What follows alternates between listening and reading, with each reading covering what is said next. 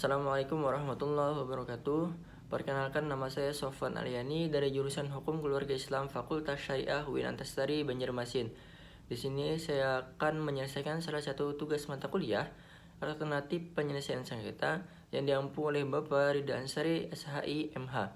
Baik, di sini saya akan menjelaskan mengenai tentang perjanjian dan penerapan klausul arbitrase.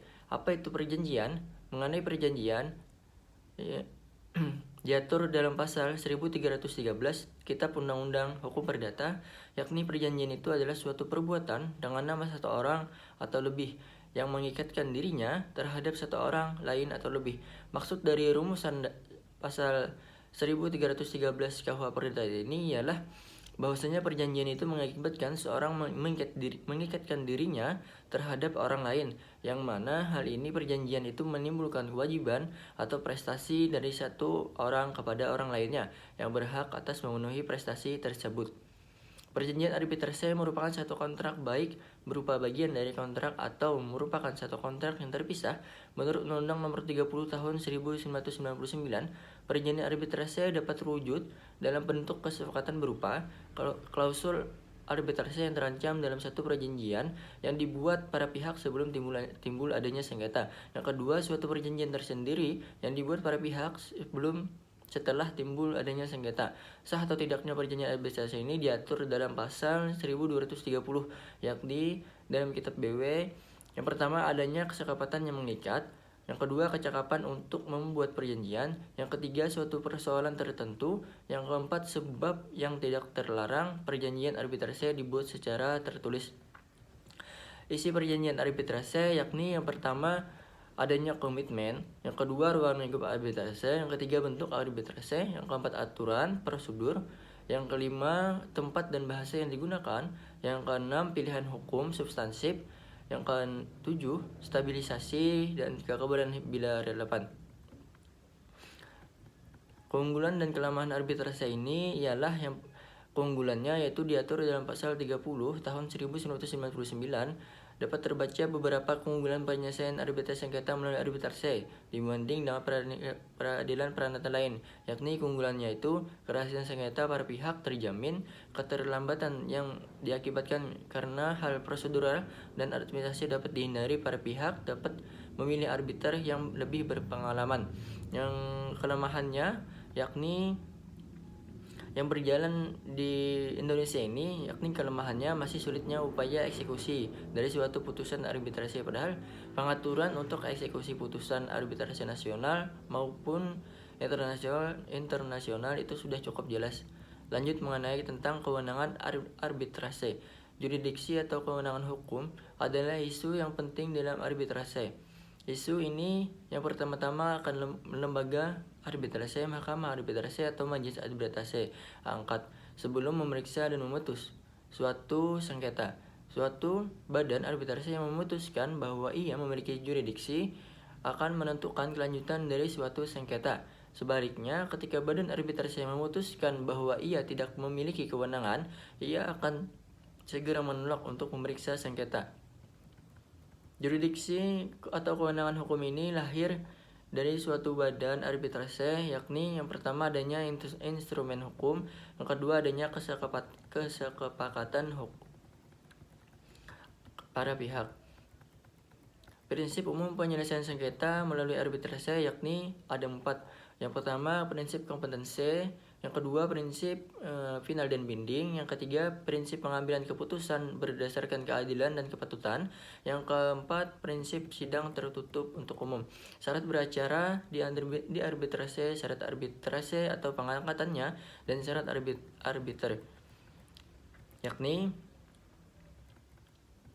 syarat beracara di arbitrase yakni mengenai tentang surat pemberitahuan setidaknya harus memuat mengenai tentang adanya nama dan alamat para pihak, penunjukan kepada klausula atau perjanjian arbitrase yang berlaku, perjanjian atau masalah yang menjadi sengketa, dasar tuntutan dan jumlah yang dituntut, cara penyelesaian yang dikehendaki, perjanjian yang akan diadakan oleh para pihak tentang jumlah arbiter dalam jumlah ganjil. Nah, syarat pengangkatan arbiter ini yaitu diatur dalam pasal 12 Undang-Undang Nomor 30 Tahun 1999 yang mana harus cakap melakukan tindakan hukum. Yang kedua, berumur paling rendah 35 tahun. Yang ketiga, tidak mempunyai hubungan keluarga, saudara atau sederajat dengan orang yang sedang bersengketa. Yang keempat, tidak mempunyai kepentingan finansial. Yang kelima, memiliki pengalaman. Arbiter memiliki hak kewajibannya, yakni yang pertama ia harus independen, yang kedua harus menyampaikan kepada para pihak, yang ketiga terikat untuk menerapkan tata cara secara wajar atau menghargai dan menghormati para pihak, yang kelima memelihara konfidensialitas, yang keenam selama pemeriksaan ia harus memperoleh kerjasama yang jujur dan terbuka, yang ketujuh ia tidak bisa dituntut karena proses arbitrase atau isi putusannya kecuali terbukti melakukan pelanggaran pidana. Hak ingkar dalam arbiter yaitu diatur dalam pasal 23, yakni hak ingkar terhadap arbiter diangkat oleh ketua pengadilan, diajukan kepada pengadilan negeri yang bersangkutan. Hak ingkar terhadap arbiter tunggal diajukan kepada arbiter yang bersangkutan. Acara berlaku di hadapan majelis arbitrase, pemeriksaan dan pembuktiannya. Nah, acara yang berlaku di hadapan majelis arbitrase ini yaitu diatur dalam pasal 27 sampai pasal 48, yang mana pasal 27 berisikan semua pemeriksaan sengketa oleh arbiter atau majelis arbiter itu dilakukan secara tertutup.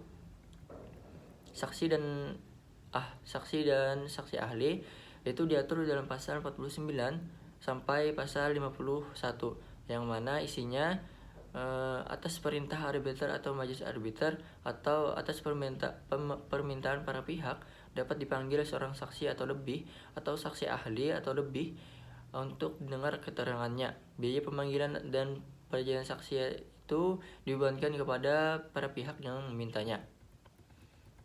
Proses pemeriksaan dalam proses pemeriksaan sidang arbitrase, yakni asas pemeriksaannya itu dilakukan secara tertutup, mulai dari pemeriksaan statement of claim, statement of defense, dokumen, saksi dan ahli maupun oral hearing dengan para pihak.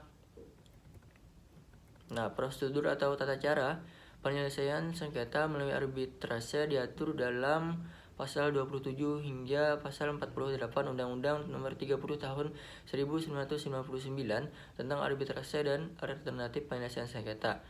Mengenai proses pembuktian, yakni penyelesaian sengketa melalui lembaga arbitrase termasuk juga dalam hal proses pembuktian arbitrase sepanjang tidak bertentangan dengan Undang-Undang Arbitrase Nomor 30 Tahun 1999.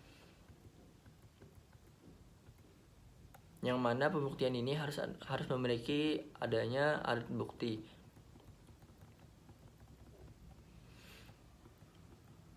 Mengenai tentang produk arbitrase atau binding opinion dan putusan, binding opinion atau pendapat arbitrase adalah pendapat yang mengikat yang diberikan oleh suatu lembaga arbitrase yang diajukan oleh pihak dalam suatu kontrak terhadap suatu masalah atau hubungan tertentu dari suatu adanya perjanjian.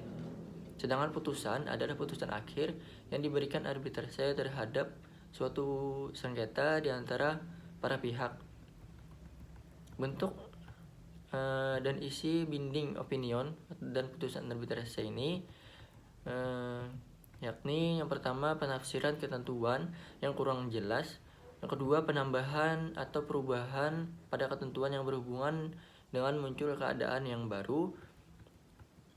Nah, kekuatan hukum binding opinion dan putusan arbitrase berdasarkan pasal 60 Undang-Undang Arbitrase bahwasanya putusan arbitrase bersifat final dan mempunyai kekuatan hukum tetap dan mengikat para pihak. Putusan arbitrase dalam putusan arbitrase biasanya menuntut pihak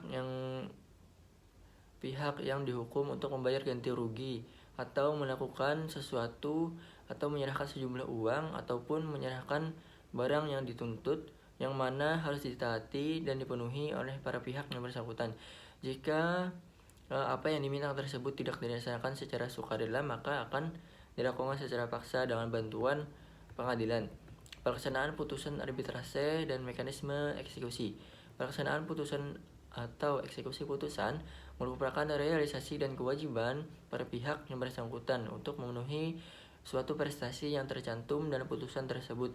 Putusan arbitrase sama halnya dengan putusan hakim yang memiliki kekuatan hukum tetap yang dapat dilakukan tindakan eksekusi. Nah, tata cara pelaksanaan putusan arbitrase sebagaimana termaktub di dalam bab 4 pasal 59 sampai pasal 64 Undang-Undang Nomor 30 Tahun 1999 tentang arbitrase dan alternatif penyelesaian sengketa. Untuk itu, tata caranya yang pertama, dalam waktu paling lama 30 hari terhitung daripada tanggal putusan yang diucapkan, lembaran asli atau asli dan autentik putusan itu arbitrase disahkan dan didaftarkan oleh arbiter atau kuasa kepada pengadilan panitera pengadilan. Yang kedua, penyerahan dan pendaftaran sebagaimana dimaksud yang dilakukan dengan pencatatan dan penandatanganan pada bagian akhir atau kuasanya yang mencatatkan pada akta pendaftaran. Yang ketiga, arbiter atau kuasanya wajib menyerahkan putusan dan lembaran asli. Yang keempat, tidak dipenuhi ketentuan sebagaimana yang berakibat putusan arbitrase tidak dapat dilaksanakan. Kelima, semua biaya wajib yang berhubungan dengan akta pendaftaran itu dibebankan kepada para pihak.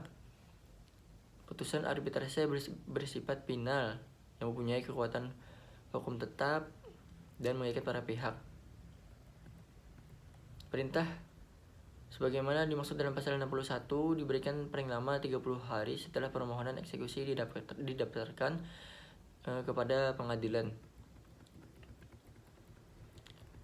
Lanjut mengenai tentang eksekusi putusan. Eksekusi adalah suatu tindakan yang ditempuh secara paksa untuk melaksanakan putusan pengadilan yang telah berkekuatan hukum tetap, yang mana hal tersebut akan menjadi pilihan ketika pihak yang kalah tidak beritikat baik untuk melaksanakan atau memenuhi si putusan secara sukarela.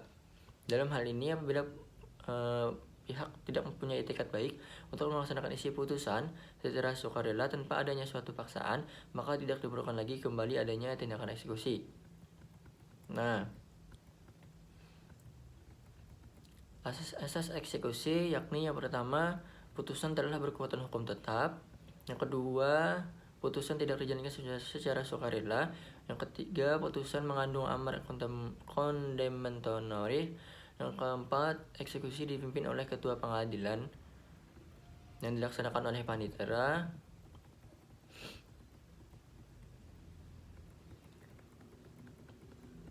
Prosedur eksekusi, pemohonan mengajukan permohonan eksekusi dan mekanisme sebagaimana diatur dalam Pola Bindalmin dan peraturan terkait.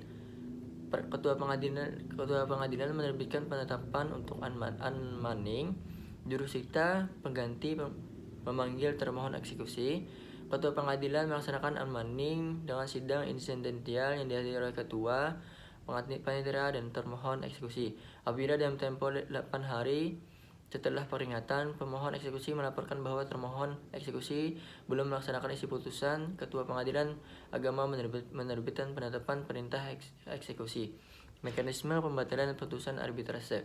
Mekanisme pembatalan putusan arbitrase diatur dalam Undang-Undang Nomor 30 Tahun 1999 tentang arbitrase dan alternatif penyelesaian sengketa yang diatur dalam bab 7 pada pasal 70 sampai 72 tentang pembatalan putusan arbitrase ini, yang mana memenuhi alasan pembatalan dalam pasal 70 Undang-Undang 30 tadi, yang mana yang pertama, surat atau dokumen yang diajukan pemeriksaan setelah putusan dijatuhkan maka diakui palsu atau tidaknya. Yang kedua, setelah putusan diambil, dokumen yang bersifat menentukan yang menyembunyikan oleh para pihak ditemukan. Yang ketiga, putusan diambil dari hasil tipu muslihat yang dilakukan oleh satu pihak dan dalam pemeriksaan sengketa. Nah, itulah penjelasan atau pengulangan atau simpulan dari materi yang sudah saya sampaikan selama pembelajaran mata kuliah. Salah hilap mohon dimaafkan. Mungkin kurang lebihnya mohon maaf. Terima kasih sudah menonton video ini. Saya ucapkan terima kasih. Wassalamualaikum warahmatullahi wabarakatuh.